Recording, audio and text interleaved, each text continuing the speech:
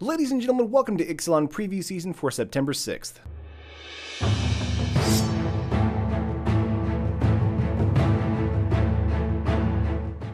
Okay guys, let's get right into the cards that have been spoiled today.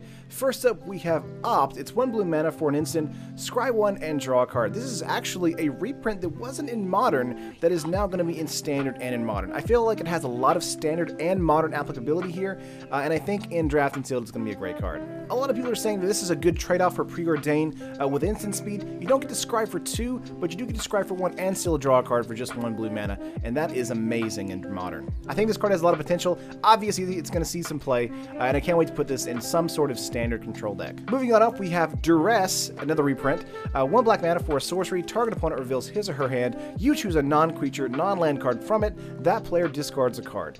Just for reference, these first 2 cards here are common so far, so you're going to see these a lot in Draft and in Sealed. Duress is a great card in Draft, helping get out the bombs from their hand, or removal from their hand, rather. And in Standard, it's probably going to be in some sort of discard outlet deck, or black-blue control deck. Definitely going to see that happen in Standard, most likely. This might just make its way into a sideboard as well, though. In Modern, this is going to be a great reprint, but not really used as highly there. Moving up to another common card, which kind of blew me away, we have Spell Pierce back. Oop, I hit the mic there. I'm so excited. It's Spell Pierce, 1 blue mana, an instant, counter target non-creature spell unless its controller plays 2 colorless mana. This is amazing. This is basically going to be the heralding of like control decks being like really good back in Standard. Of course, they were all really decent with red-blue control right now, but now with Spell Pierce and Lightning Strike from yesterday, Izzet control is getting so much better. It's kind of scary, honestly. I'm honestly afraid of what I'm going to see on MTGO in the future. In Draft and Sealed, as we all know, with control deck strategies, not going to be as highly sought after. It is a common, so you might see it more than once in a Draft or Sealed environment, but it's not going to be one of those cards that you pick highly. So this is definitely a Standard and Modern applicable card. Wow. That escalated quickly. Moving up to another card, we have Stormfleet Arsonist, 4 colorless and 1 red mana for a 4/4 Orc Pirate. It has Raid. When Stormfleet Arsonist enters the battlefield, if you attack with a target creature this turn, target opponent sacrifices a permanent. This is a Draft and Sealed all-star. This can actually get around a hexproof creature or something like that in Draft and Sealed. I think this is an amazing tempo gain, so like swing out with a 1/1 that's going to die anyway, play this guy, they sack their biggest bomber, they sack a creature because it, is target opponent, not a particular creature, but I think that's amazing anyway. I doubt we'll see this outside of the Draft and Sealed environment. We may see this in some sort of weird Standard build. It does have a super relevant ability in getting around hexproof, as well as indestructible creatures, but again, it is 5 mana, so a 5 mana 4/4 is pretty decent in Draft and Sealed outright, and having that rated trigger is just amazing. Moving on up to another reprint, we have Favorable Winds, 1 colorless, 1 blue mana for an enchantment. Creatures you control with flying get +1/+1. I was just playing Thopter Tribal earlier today. This card is going to be great in that. I think any kind of flying strategy or tribal deck in Standard is going to want this in their main board, and I think in Draft and Sealed, if you have a flying strategy, this would be just icing on the cake. Moving on up to another reprint, we have Slice and Twain, 2 colorless, 2 green mana for an instant, destroy target artifact or enchantment and draw a card. So I think this is actually pretty decent for Draft and Sealed. Being able to destroy an artifact or enchantment on the field and get card draw is pretty relevant.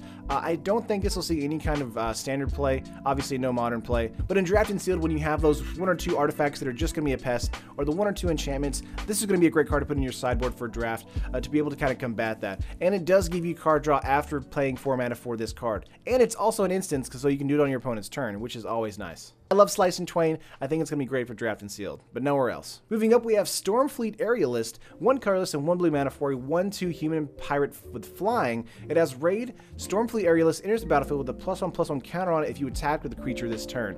Again, these flyers in Draft and Sealed are going to be amazing all-stars. We have Favorable Winds as well, we just spoiled earlier. And holy cow, guys, like if you make a flying draft like blue-white flyers, I think that would be amazing. And again, the raid trigger here is so easy, making it a 2/3 for 2 flyer on turn 2. What? This is a Draft and Sealed all-star. It might see some Standard play. I doubt it because of the ability, since it's not super relevant, but in Draft and Sealed, this card is crazy good. A really nice aggressive attacker, and I love that. Moving up to a card that needs translation, we have Twilight Skywalker. I'm not sure if that's the actual name. That's 1 white mana for a 1/1 vampire cleric with flying, and you can pay 1 white mana and tap it. Target attacking creature gets +1/+1 until end of turn. This is basically infantry veteran or anointer of champions, but with 1 extra white mana. I think that's fine. I think a 1/1 flyer for 1 is also super relevant in draft and in sealed. And this might see some sort of standard play in a tribal vampire deck, just because it's so cheap and it's a flyer. So that might be some weird aggressive deck out there that wants this.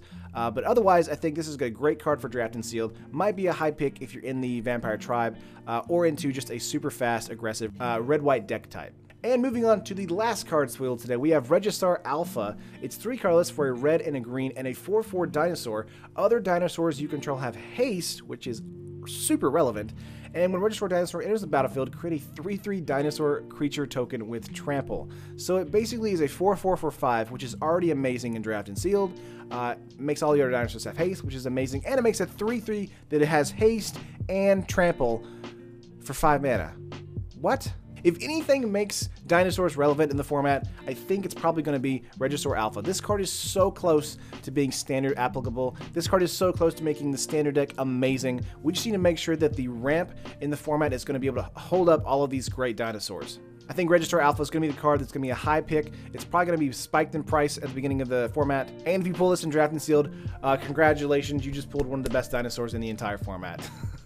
But that is all I have today for you guys. Hit that like on the video if you liked the video. Let me know your thoughts of the card spoiled today. Having Spell Pierce back is kind of like mind-boggling, honestly.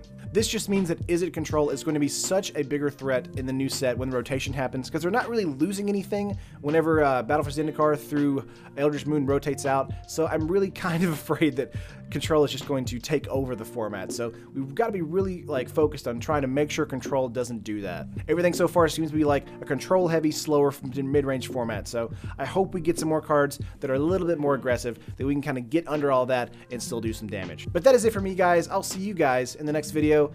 Later.